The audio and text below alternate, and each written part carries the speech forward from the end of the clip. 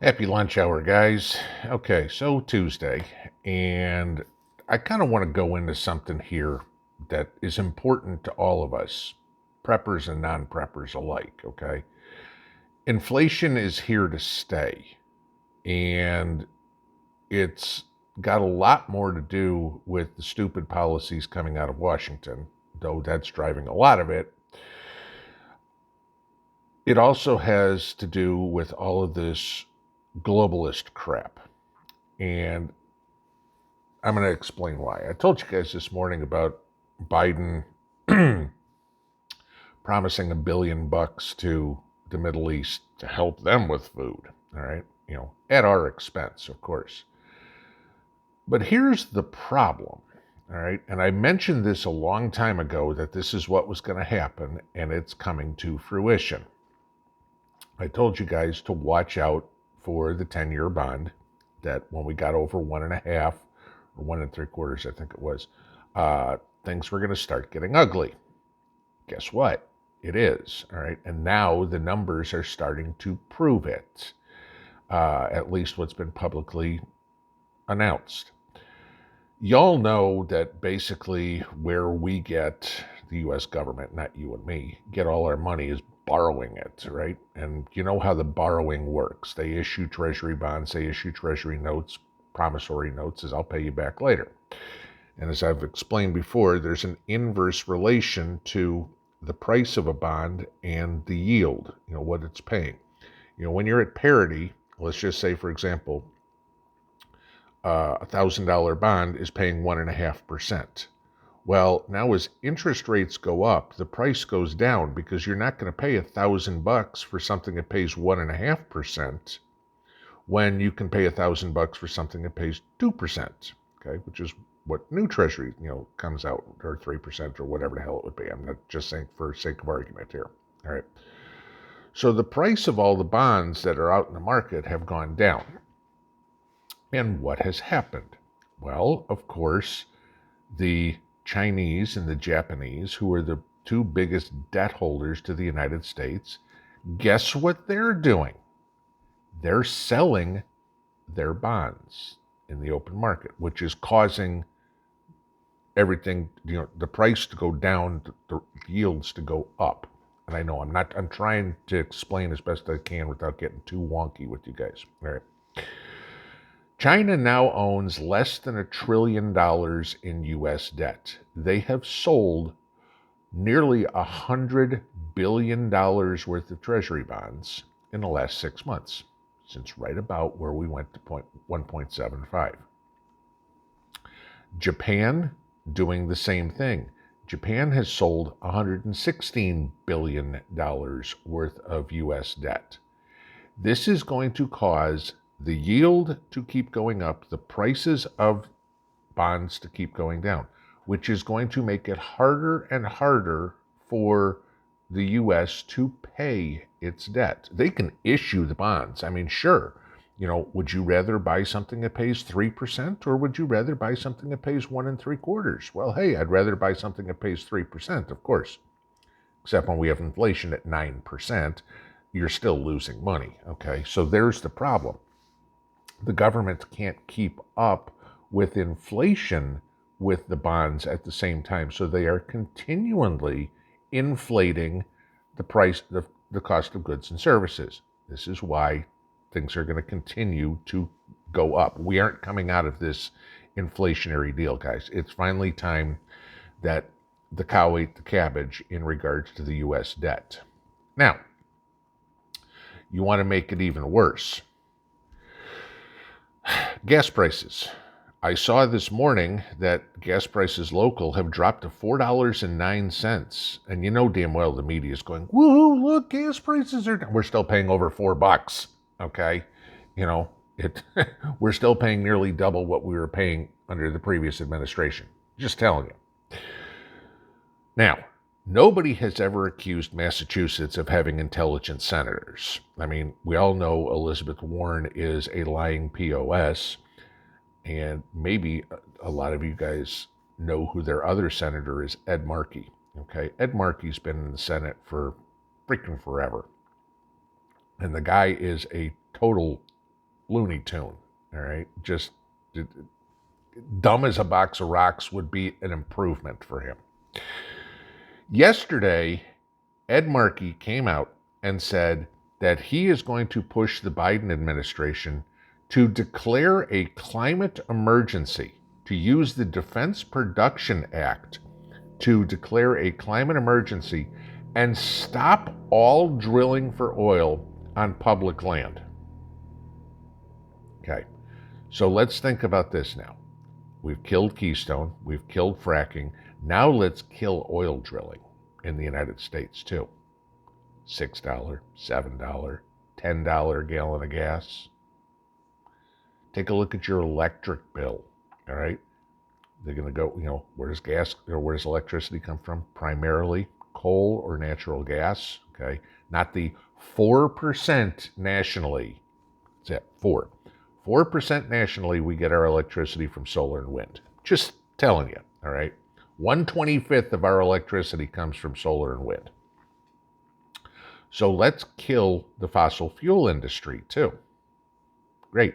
Let's put all those oil companies, the big bad oil companies, let's put them out of business. So we can put the electricity companies out of business. So we can put the gas stations out of business. So we can put the automakers out of business. There was a great story the other day, yesterday, day before, I think, about some family who bought their daughter a used $11,000, I think it was a Ford Focus. It was a Focus or a Prius or one of these tiny little shoebox electric cars. Paid $11,000 for it, right? Car stopped running. It was Ford. Took it into the Ford dealership. And they said, yep, $14,000 to put a new battery in it. For the battery, not for the labor, just for the battery. Oh, and by the way, we can't even get those because the automakers aren't producing spare parts, spare batteries for them. They're putting them in new cars.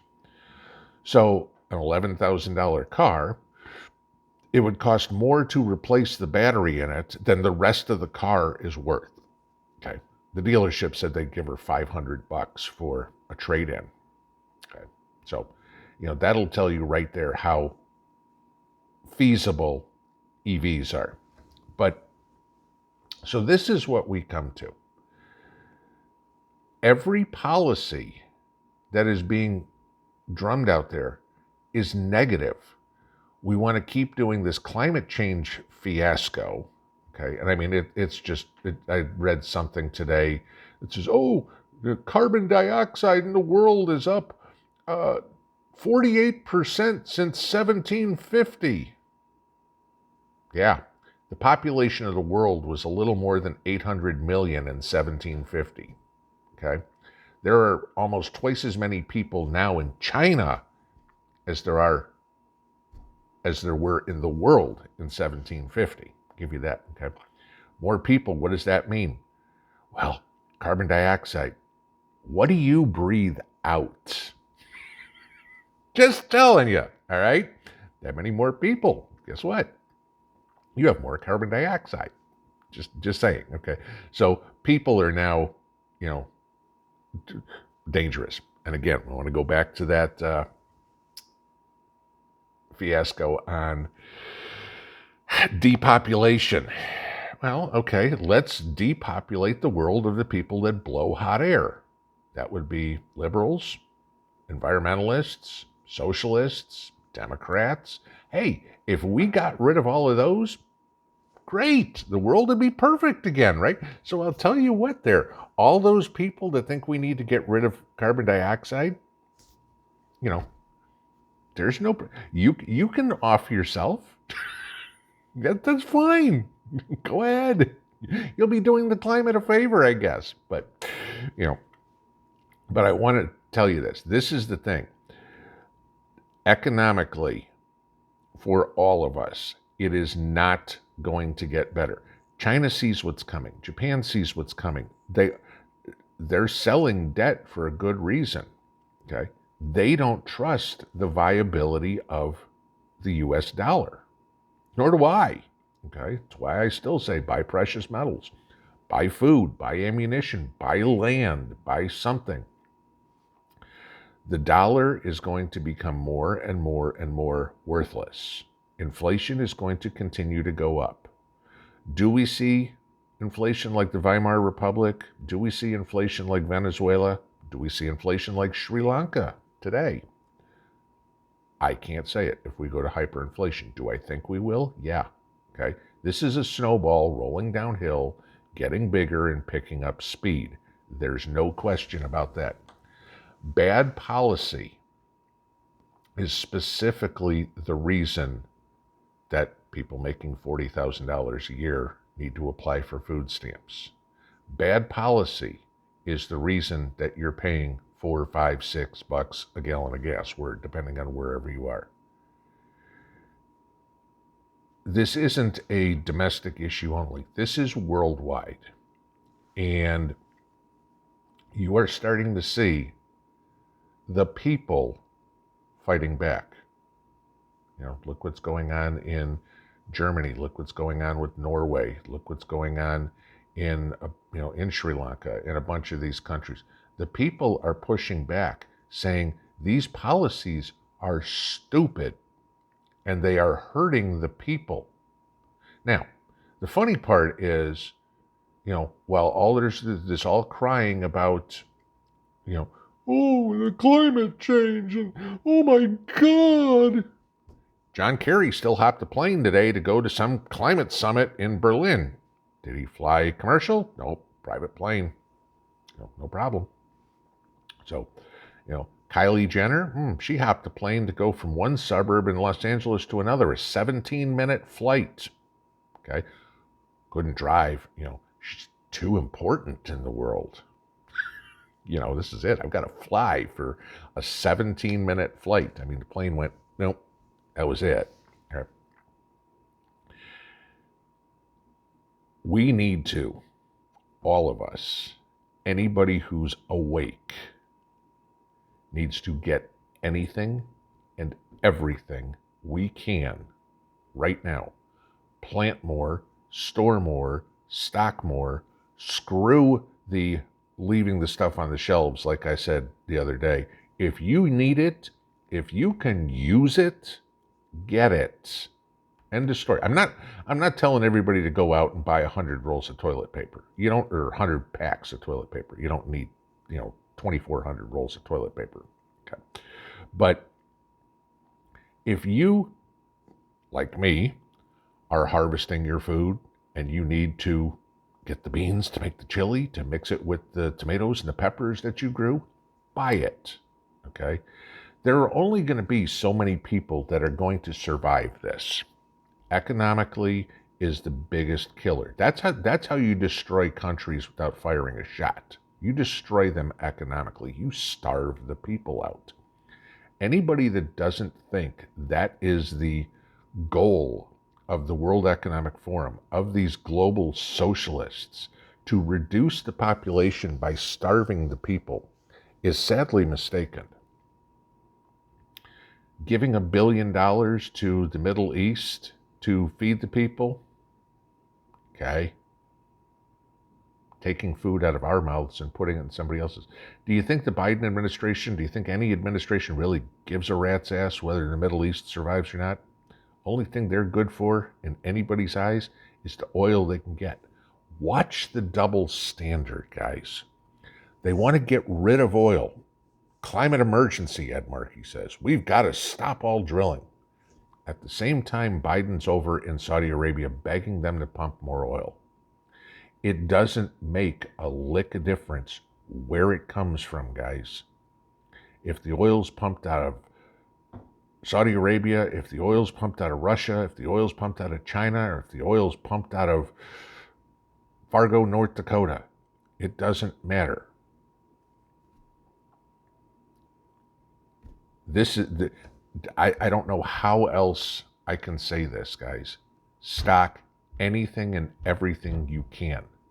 Their plan, the global elites, the Democrats, the socialists, the environmentalists, is to depopulate us. My plan is to be the one standing there at the door to their bunker when they walk out and go, I think it's safe to go out now. And I'm going to be, nah, we'll take care of it. There you go. Pinball out.